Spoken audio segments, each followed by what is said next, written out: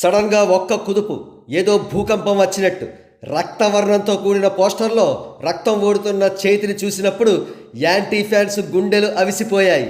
అవును, మరి మెగాస్టార్ చిరంజీవి గారు చాలా కాలం తర్వాత బ్లడ్ షెడ్తో కూడిన కంప్లీట్ యాక్షన్ ఎంటర్టైనర్ చేయబోతున్నారు. అది కూడా దసరా వంటి బంపర్ హిట్ను అందించిన ఓరమాస్ డైరెక్టర్ శ్రీకాంత్ వోదెలా డైరెక్షన్లో.